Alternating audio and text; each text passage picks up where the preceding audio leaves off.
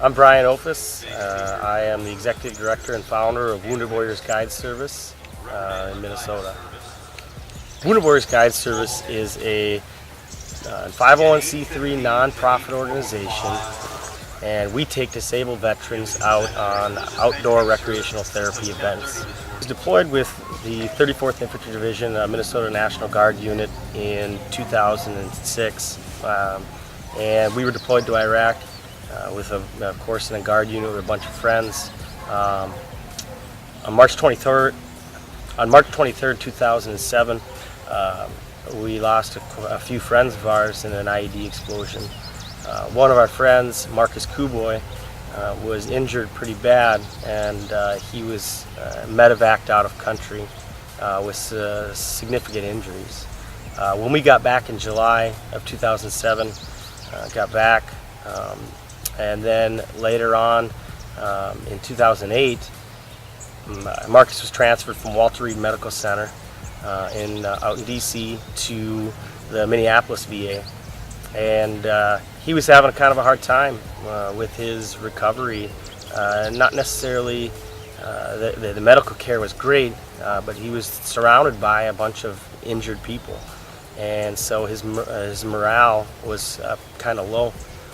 So me and Jeff Woodford, a buddy of mine, we went down and checked him out of the hospital down there and brought him up muzzleloading, and he had a really good time, and we had some conversations after that about how he thought that it really helped him in his frame of mind.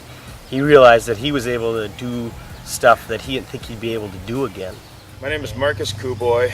I served with the Minnesota National Guard. I was a medic with an infantry unit out of Detroit Lakes and Bemidji area. We were doing a special mission. We were actually watching an area for a group of Marines that were going into a different area, and it was pretty active. You know, those days, you know, in that area, we you know, there were a couple of times where we got shot at. A couple times we had some mortars come in. You know, but you know, then yeah, the day March 23rd, we had gotten a little bit of intel that there might have been some activity in a little, I think it was like an oil refinery kind of place, and we're investigating that, and yeah, we didn't really find much of anything. But then on the way back, you know, there was, you know, had a little incident with a roadside bomb, and how that worked out. We're in a formation, and there was a Bradley that was driving in front of us, and I was in the truck with the platoon leader, and we were right behind the Bradley, and there was a command detonation, and, you know, a bomb went off underneath the truck. It ejected the truck up into the air about 25 to 30 feet by the reports I've gotten. Tore both of it was an up-armored Humvee that I was in. It tore both of the doors off. It ejected the gunner, the driver, and myself out of the vehicle. The truck then landed on its roof. I think it was like near the shoulder or something like that. The driver, who was sitting right in front of me, his name is Greg Rewer, Staff Sergeant Rewer. He was killed immediately, and to my understanding, I was not conscious. I have no recollection of this, so everything that I say is you know, by others' reports. But when the truck behind us came up on the scene, they were afraid of having a secondary attack. So once they decided that there were no further threats, they came up and they saw Greg, who was obviously not alive, and they saw me, and they told me that I was covered in blood, and that my legs were at odd angles, and I was not moving, so they thought that I was dead. And then a Staff Sergeant Anderson, he graciously kicked me in the groin, and I made a grunt. And that was when he discovered that I was alive. And then he put two of the guys who were in his truck on me, and they put tourniquets on my legs. At that time, there was another unit that had shown up, a quick response force, and they had the two other medics, and yeah, they took care of us, the guys who were still alive. They made sure that we made it. My name is Tony Tengwall. I live in Rochester, Minnesota. I served 11 years in the Minnesota Army National Guard, deployed in 04-05 to Iraq, Baghdad. Getting re-involved with the organization was a no-brainer for me. It's doing something that I love to help other people. And so I ran for the vice president position on the board, and luckily I got it. And now I have an opportunity to go out and do things that I love while helping other people do things that they love. And it's really, it was a no-brainer for me to get involved. It's the easiest thing in the world to do, because hunting isn't work, and it's helping me while it's helping other people. Post-traumatic stress disorder is it's a wide envelope of different things. It can be caused by a lot of different scenarios, different situations. It can really screw up someone's life. It can, the slightest little thing can really set them off and completely send them down, the path that almost makes them seem crazy. I had an issue. I'd just sit in my house by myself all day, and it's easier to just stay away from things that'll trigger your PTSD than being out where it could possibly happen.